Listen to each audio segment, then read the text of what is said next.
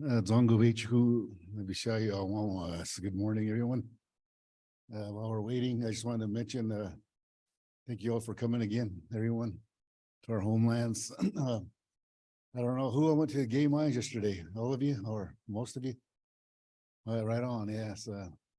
Didn't get to make it over there. We went to a sweat lodge, me and my partner, Andrew. I don't see him anywhere, but yeah, I guess he was sitting there. But we went to a sweat lodge over here called for directions, saying some prayers for our resources as well.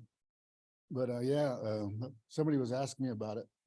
What's all in there? You know, because not everybody knows what all entails, the aspects of the mining.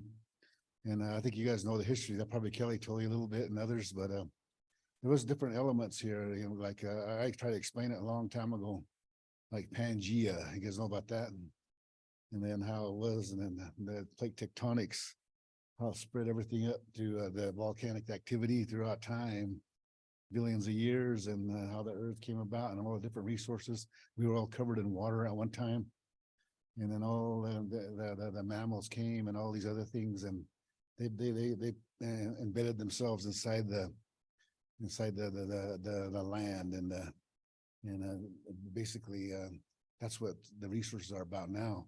And throughout the billions of years, the mammals and the different like Jurassic days, I can't pronounce all those eons, but life came, the dinosaur age, the sea mammal age, and then that's how ore came about, and that's how oil, all these things. And then that's what was up here. There's still a lot of big patches way out there on the other side, 17 Superfund sites.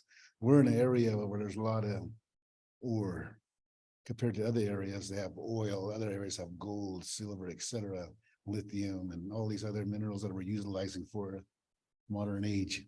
And then sometimes they say for homeland security. I don't know if that's true, but some of it is. But you know, we have all this energy, we have to do it, but we got to balance it. But what I'm getting at is that ore used to be mixed. It was since I guess they discovered it in 1948, and then 49, then they started operating GR Simplot and FMC over here. And they used to utilize this coal they call coke, comes from Wyoming. They used to bring that in. And there's silica, real nice rock up on top of the mountains. Those three elements they used to make product out of. They bring them to that big giant plant over there.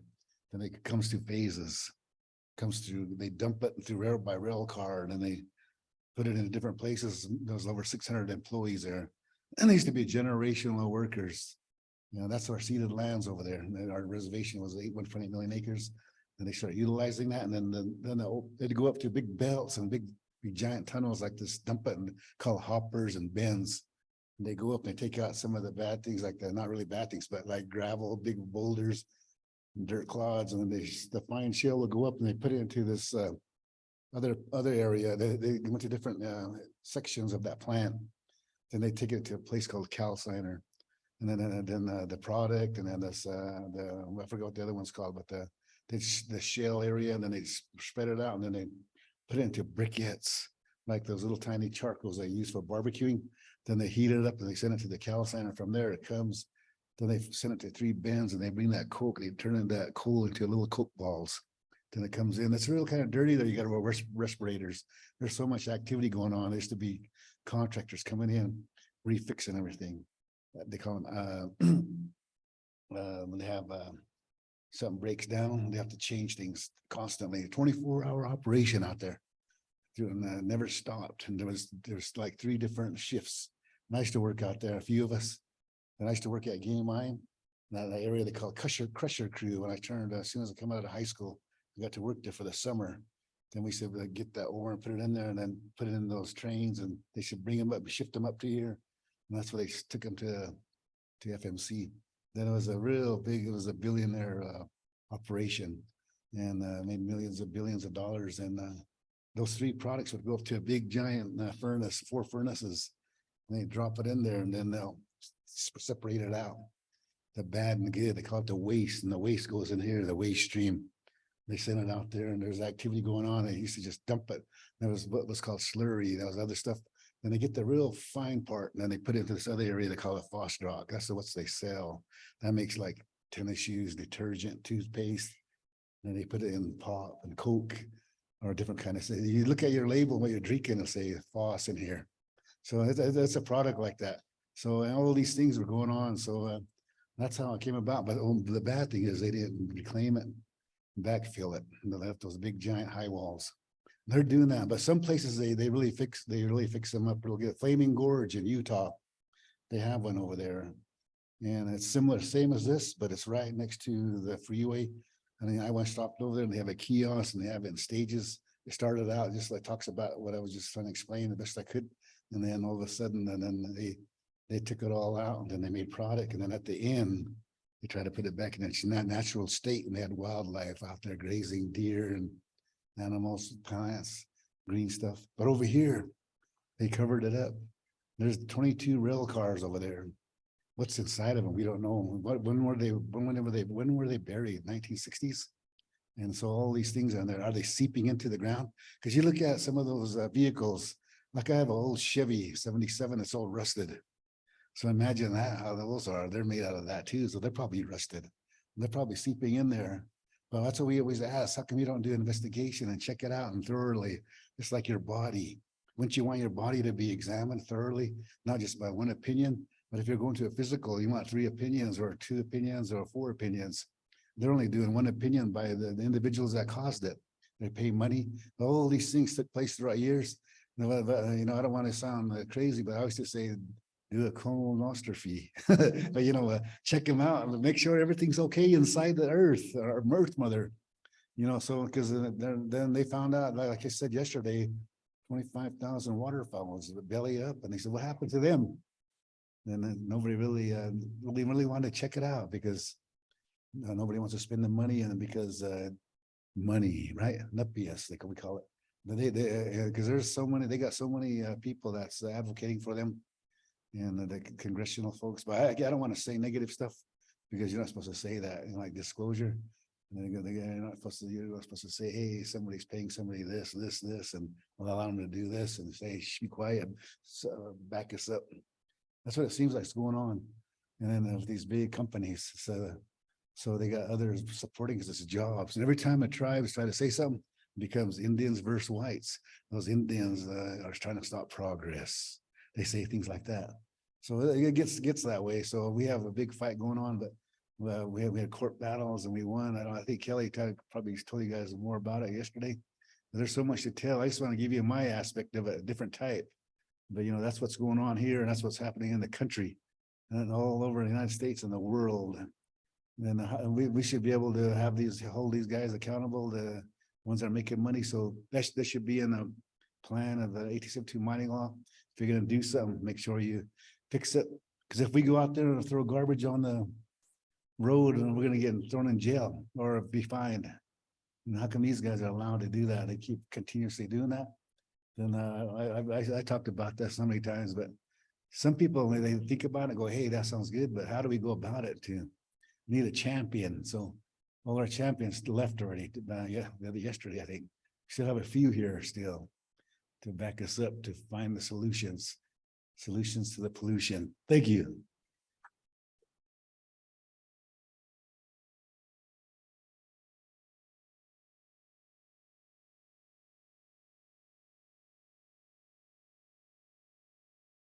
Hey, Randy Louise asked you to come on up. She has something for you.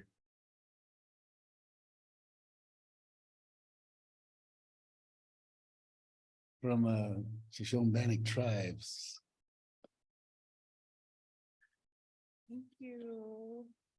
My head's too big. Shiny. Thank you. Appreciate it. Thank you, Louise. Yeah. Beautiful. Thank you. I feel very honored. Well, thank you, Lewan, for that. I love hearing your stories, and the way you tell them makes it so personable and heartfelt. And we all have a lot of work to do and so many years of battles already. So today, speaking of that, Our theme of the day is to protect. And we have 3 speakers up front, members of the RTOC and NTOC groups who would like to share a little bit of their thoughts on the theme to protect. Thank you.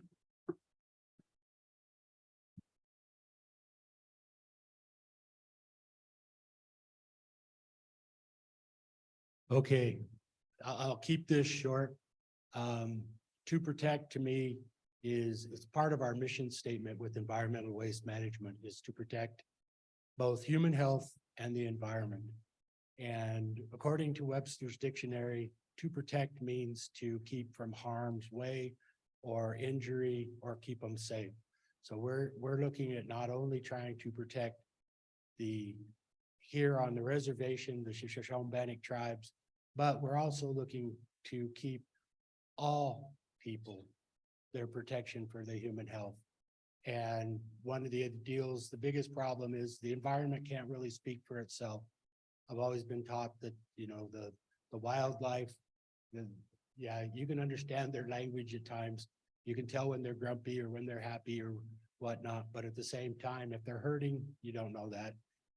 Some of us can see that, and so that's what my idea is. And one of the other things that I told, at least one of the other ones up here on the deal is, I'm going to keep it short because they gave it to me. I was told this is our homeland here in Fort Hall. And so to show respect to my elders, I will let them take and talk a little more what to protect means to them. Good morning. My name is Percy Ballot. I'm from Buckland, Alaska. Way up north by Kotzebue area. In Buckland, we have the caribou range. They come to winter all the time, and in the springtime, we're hunting beluga when they're there. I wanted to tell you how important it is to use local knowledge. When we go out hunting, it's always good to know about the snow. It's always good to know about the weather. And these are things that are handed down by our elders. As a young man, when we hunt, they always tell us to be quiet, stay away from the river, keep the dogs quiet. So everybody worked together so that we could get a lot of beluga. And it's so important that, you know, we teach these to our kids. Now, it's 30, 40 years later, there's hardly any beluga. It's getting that way now with the caribou. And we need to teach our kids about keeping the environment clean and teach them about safety when we go out.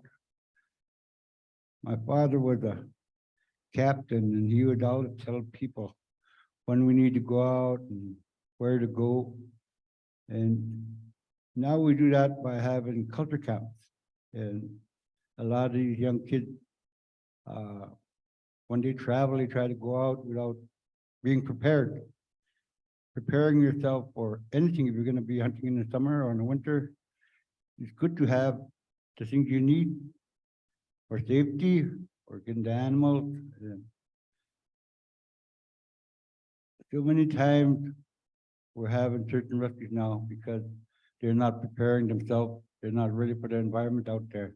Water could change at any time now. We could see that with climate change. Our range would have thousands and thousands and thousands of geese, thousands and thousands of caribou, thousands and thousands of beluga. Now it's changing.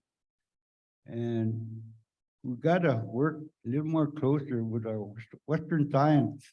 They study all these animals, but then when they ask us, we already know what's going on with them. And a lot of times our values and our teaching aren't being utilized to watch our game. And we need to keep that to our children, that, you know, working together and watching out for each other is so important now. Everything time we go to the store now, it's so expensive. If you go to the store to $200-300 just for a few items, our resources out there are what we need. Way back in the past when we were having these problems, we had no moose. So our village, said we're not gonna hunt in this area. And we made it known to everybody in our town. And that's what we did for 3 years. The moose came back. And finally, the, fishing game put, thing in there, they, no hunting and fishing in that area. But we're already doing it for 3 years. And the moose is now plentiful there. Now we're having trouble with our caribou because of the environment, things that are going on. We have a big decline. We have to do something by working together with agencies to try to get our kids to learn that we need to work together to protect our resources.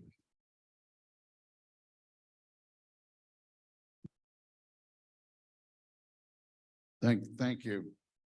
Good morning, everybody. It's good to see a large number of people still here sticking it out. Thank you. My hands are up to you. I was taught by my mother that when you go to a meeting or a gathering, stay until the very end, show respect. So thank you for showing respect, although this is not the end. I wanted to talk a little bit about, you've heard protection of our resources and the caribou. And I think what I heard from Percy was protecting the culture, teaching the kids how to hunt, how to take care of that resource. My talk is a little bit different. I'm from the Lower Elwha tribe. We're in northwestern Washington. I'm the Region 10 RTOC member and also the National Tribal Caucus member. So there's a little town called Port Angeles in my territory. And they were awarded a contract with the Washington State Department of Transportation to make anchors for a floating bridge. All these engineers and all their wisdom and knowledge know how to anchor down a floating bridge. But in order to do that, they had to dig a deep hole like a swimming pool with gates to the salt water, to our harbor. And then they construct these big, huge anchors that they can sink, but they float. And then when they're done constructing them, they bring them out the gate and tow them down to the site, fill them with water, and they sink. They had to have a whole bunch of these anchors constructed. And it was on our burial ground. Well, we knew the burial ground was there. Our elders told us, our ancestors told us. And we agreed, well, okay, we'll remove those ancestors and we'll put them in our cemetery. Intact human remains. Well, I was one of they called us excavators. I was one of the ones on the ground taking our elders, our ancestors out of the ground to protect them. Well, we ended up excavating over 300 fully intact ancestral remains. The Elwha tribe said, that's enough, stop. The Washington State Transportation said, no, we're gonna keep going. We're too far into this, too many jobs, lots of money. So we sued and we won. We put our ancestors back in the ground was turned back over to us. And so now we have a cemetery in downtown Port Angeles Harbor. And of course, all the constituents and the elected officials in the agreement we made in the lawsuit says, you can't build a casino there. And our response was, well, can we build one on your cemetery? They couldn't understand that we respect and protect. So very important to protect your culture also. It's still heartbreaking to think about it. And this was 10 years ago. If you're interested, look online for the book called Breaking Ground, done by Linda Mapes of the Seattle Times Reporter. Very, very good book, tells most of the stories. But you know, in the end, the citizenry of Port Angeles got tired of all of the issues around this and started leaning towards the tribe side. And they voted out that whole council that was fighting with us, and we got a brand new council in at that time. And now we're pretty good neighbors. We still have our issues, but we come to the table.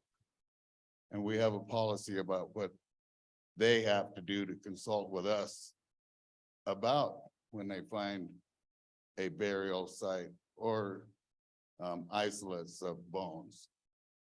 And they do it in a respectful way. The whole Port Angeles Harbor is our homelands.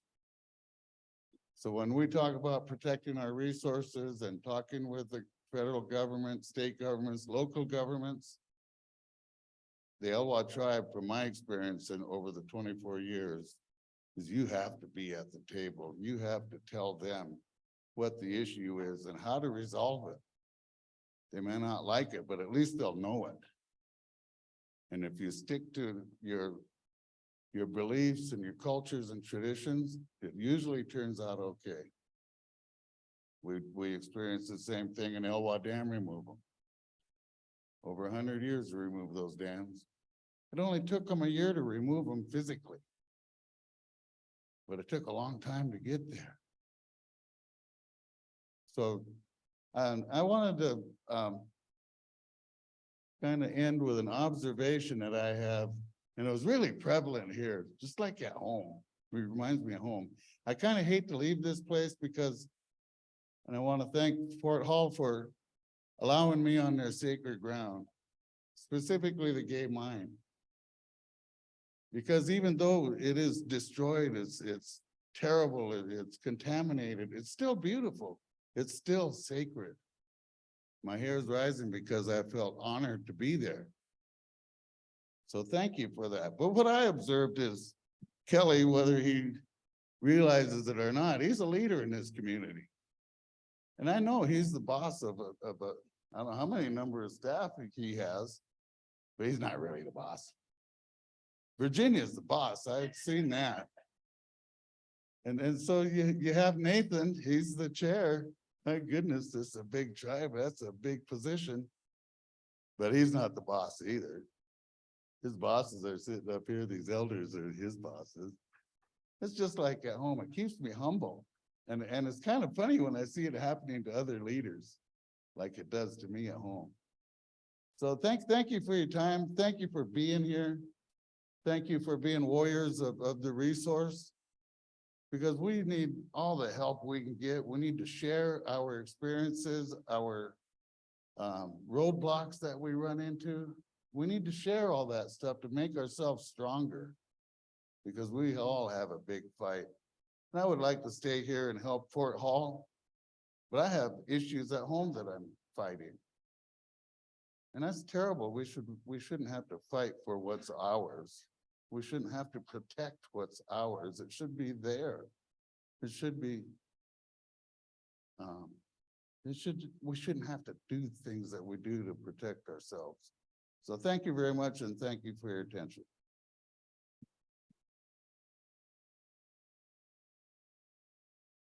I wanted to add something about protecting our culture and what we need to do now, or what we're doing now. In Buckland, we have culture camps every year, and we try to do them seasonally. In addition to that, we are working on our tribal code, so when people get sentenced for certain crimes, we are bringing back to the land, bring back to camping, and learn those values. They'll go on for elders, they'll go do things for elders so that, you know, they get back their way of life and they teach it. Because that's what's happening now, is that a lot of our values are being lost. And everybody watch TV and they think, that's what it is. But it's not what it is. It's inside your heart. It's inside what you're taught from your elders and your parents. So it's so important to try to instill these values that you grew up with. Thank you. Okay, as I said earlier, I respect my elders. He wants to talk again. Thank you, Kelly. My name is Phil Octon. My settler name is Russ Hepburn, and I'm the vice chairman at the Lower Elwood Clallam Tribe. In our language, that means strong people.